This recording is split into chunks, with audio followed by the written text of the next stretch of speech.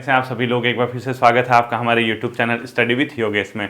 आज से एक नई शुरुआत हो रही है और इस शुरुआत को बहुत शुरू कर दिया, अंजाम तक पहुंचाना है। ठीक है, इसमें पढ़ाई की जो आपको टॉपिक है वो नहीं पढ़ाए जाएंगे, सिर्फ और सिर्फ आपको डेली होमवर्क के टॉपिक दिए जाएंगे। और ध्यान रखना, विद इन 24 आवर कुछ भी बहाने नहीं चलेंगे। ध्यान रखना, सिलेक्शन चाहिए तो अपने आप को झोंकना पड़ेगा। 5 से 6 महीना, कभी भी पेपर हो सकता है। दिसंबर से शुरू हो सकता है, कोई भी एग्जाम आपका दिसंबर में हो सकता है, जनवरी में कोई भी एग्जाम हो सकता है। तो 5 से 6 महीने अधिकतम आपको पढ़ने होंगे जब तक कि आपका अंतिम एग्जाम ना हो। यानी अभी क्या चल रहा, मिड सितंबर हो गया, अक्टूबर 1, नवंबर 2, दिसंबर मिड, यानी दिसंबर एंड से कहीं पहला एग्जाम हो जाएगा। तो जिसकी किस्मत में जैसा होगा, जिसने जैसा भी पढ़ा है, अगर हम 2.5 महीने भी अगर लगातार आप लोगों के साथ में इस प्रकार से काम करूं कि आपको पर डे एक टॉपिक मिल जाएगा, तो आप लोगों के लिए बहुत बेहतर साबित होगा। ठीक है, और याद रखना 24 घंटे के अंदर कंप्लीट करना है तो करना है, कुछ भी हो जाए। ये सोच लेना अगर मैं नहीं करूंगा, मैं कंप्लीट नहीं कर पाया या नहीं कर पाई,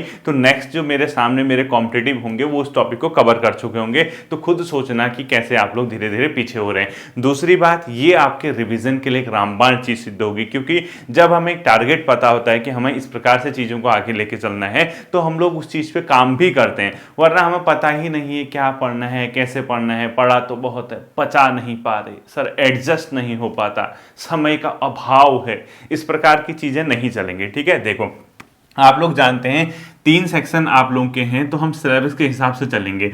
पहला जो टॉपिक है उत्तराखंड का, उत्तराखंड में आपको क्या पढ़ना है वो ध्यान रखना। और उत्तराखंड का जो पोर्शन है, चूंकि मैंने आपको बता दिया, सिलेबस चेंज होने की चांसेस नहीं है, पैटर्न वही रहेगा, लेकिन क्वेश्चन पूछने के लेवल चेंज होंगे, यानी क्वेश्चन का लेवल चेंज हो जाएगा।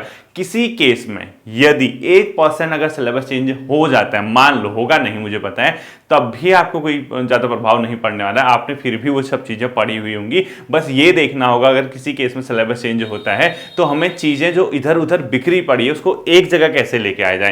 कंटेंट आपके पास तब भी वही होगा, नाम मात्र का अगर कह दिया कि सिलेबस चेंज हो रहा है, बट होता नहीं है सिलेबस चेंज, मुश्किल लग रहा है मुझे, वही पैटर्न होगा। उत्तराखंड तब भी पढ़ना होगा, हिंदी तब भी पढ़नी होगी और जीएस तब भी पढ़नी होगी। ठीक है, कोई ज्यादा डिफरेंस नहीं आएगा। 5-6 नंबर, अगर 5 नंबर उत्तराखंड से काट दिए तो जीएस को बढ़ा देंगे, 10-20 नंबर की हिंदी को 15 कर दिया, या 25 की हिंदी कर दी, या 5 नंबर की रीजनिंग बढ़ा दी। इससे अलावा कुछ भी नहीं होने वाला। अगर होगा तो होगा, नहीं कहा मैंने, होगा तो कहा। ठीक है, देखो उत्तराखंड जो है पहला टॉपिक आपका आता है। यहां आपको जिला सीरीज, डिस्ट्रिक्ट सीरीज का देहरादून का पूरा पार्ट कंप्लीट करना है। देहरादून बिल्कुल भी ये मत सोचना कि यार सर ने कह दिया देख लेंगे, मुझे तो आता ही है, कतई भी ऐसा नहीं होना चाहिए कि हम लोग इसको छोड़ें। दूसरा टॉपिक आएगा बच्चों आपका परीक्षा वाणी। ये किताब बेसिक है, इसका सेकंड चैप्टर। ठीक है, और सेकंड चैप्टर का मतलब क्या है, उत्तराखंड का प्रशासनिक और राजनीतिक ढांचा, यानी प्रशासनिक प्लस राजनीतिक जो उत्तराखंड का ढांचा है वो पढ़ोगे। ठीक है, ये 2 चैप्टर आने वाले 24 घंटे, जब नेक्स्ट टाइम पे आपको मैं होमवर्क दूंगा तब तक आपका कवर हो जाना चाहिए, नोट कर लिया होगा। इसके बाद जब आपने ये चैप्टर पढ़ा, कौन सा, सेकंड चैप्टर, ध्यान से समझना, जैसे ही आपने सेकंड चैप्टर पढ़ लिया तो इसी परीक्षा वाणी का पहला चैप्टर देखना जिसमें 1 लाइनर दिए होंगे। पहले चैप्टर में क्या होंगे, 1 लाइनर दिए होंगे।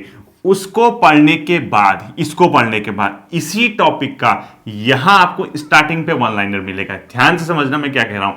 ये चैप्टर पढ़ने के बाद प्रशासनिक राजनीतिक ढांचा, सिमिलरली यहां पर आ जाना, इसको पढ़ने के बाद यहां आपको 1 लाइनर मिलेगा। पहले चैप्टर को पहले नहीं पढ़ना, पहले ये पढ़ना, उसके बाद इस टॉपिक के 1 लाइनर दिए होंगे, वो पहले चैप्टर में जो 1 लाइनर बना के दिए उसने, ये वाला टॉपिक देख लेना। तो आपका 24 घंटे के अंदर आपका उत्तराखंड का ये पोर्शन कंप्लीट होना चाहिए। और आपको एक आध नंबर, 1-2 नंबर मान के चले, इस पोर्शन से यूकेपीएससी पेपर में पूछेगा। ठीक है, ध्यान से। सेकंड पेपर आता है आपका, सेकंड पोर्शन जनरल स्टडी का। अगर आप यूके ट्रिपल एससी के सिलेबस के अकॉर्डिंग चलोगे तो आपका टॉपिक दिया है उसने इंडस वैली सिविलाइजेशन, सिंधु सभ्यता। किताब आपसे मैंने कहा था क्योंकि यूकेपीएससी करा रहा, तो आपको लूसेंट का जो पोर्शन है उससे आपका काम बन जाएगा। लूसेंट के पोर्शन में इसका पहला टॉपिक पढ़ना इंडस वैली सिविलाइजेशन यानी सिंधु सभ्यता, जो आपकी लूसेंट जीएस की किताब में होगा। ठीक है, जैसे ही लूसेंट जीएस का पहला चैप्टर पढ़ा, इसी लूसेंट जीएस का जो आपके पास लूसेंट ऑब्जेक्टिव होगी, लूसेंट ऑब्जेक्टिव, ध्यान से सुनना, यानी लूसेंट की जो दूसरी किताब होगी आपकी मल्टीपल चॉइस क्वेश्चन वाली, एमसीक्यू वाली, वहां से इस टॉपिक को तैयार कर लेना। यानी लूसेंट ऑब्जेक्टिव और लूसेंट जीएस के पहले चैप्टर को, पहले सिंधु सभ्यता को यहां से पढ़ना जीएस वाले से, जैसे ही ये कंप्लीट हो जाएगी तो लूसेंट ऑब्जेक्टिव आपका सेकंड रहना चाहिए, ठीक है। जैसे ही ये दो पोर्शन रहे, तीसरा जो पोर्शन आता है आपका हिंदी का। हिंदी का सिलेबस में जो एक टॉपिक दिया है वर्णमाला वाला, जिसमें आपकी क्या चीजें होंगी, स्वर प्लस व्यंजन। बहुत सही तरीके से इन दोनों टॉपिक को आप लोग क्या करोगे, कवर करोगे। यानी हिंदी में वर्णमाला वाला जो चैप्टर है, स्वर और व्यंजन जो आपका दिया गया होगा, ये टॉपिक आपका क्या होना चाहिए, कवर होना चाहिए। जब आप ये तीनों चीजें कवर करोगे, इस कंप्लीट प्रोसेस से अगर आप निकल जाओगे तो मान के चलिए कम से कम 3 नंबर आपके कल के एग्जाम इससे पोर्शन से बन जाएंगे। यानी 3 नंबर आपके इस टॉपिक से कहीं ना कहीं पेपर में आएंगे। मैं स्क्रीनशॉट ले लो, मैं झूठ नहीं बोलता, मैंने जो कह दिया 1 नंबर वर्ण वाले से आएगा ही आएगा, और 2 नंबर 1-2 नंबर इस पोर्शन से मिला के कंप्लीटली आपके आएंगे, गारंटी के साथ ले लो। तो जब आप इस तरीके से चलोगे तो आपका ये जो पोर्शन है कंप्लीटली कितना हो जाएगा, 3 नंबर का आ जाएगा। और इसके लिए आपको समय दिया जाता है 24 घंटे का। अगर 24 घंटे के अंदर इतना नहीं कर पाते हो, अपने आप को नहीं झोंक पाते हो, इसके अलावा एक शिक्षक क्या कर सकता है बताओ। टॉपिक तक दे रहा है कि होमवर्क के लिए ये चीजें तैयार करना, इतना तो कर ही सकते हो ना। ये आपके क्या रहेंगे, टॉपिक रहेंगे जो आपको क्या रखना है, अपने स्तर पे तैयार रखने हैं, ठीक है।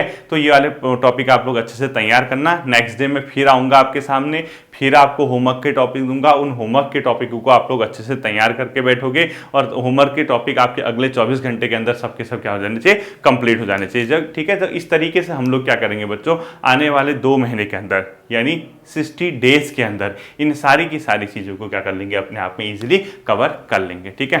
होपफुली ये चीज़ आपके समझ आई होगी। फिर मिलेंगे नेक्स्ट होमवर्क के टॉपिक पे। अपना ध्यान रखिएगा। Thank you.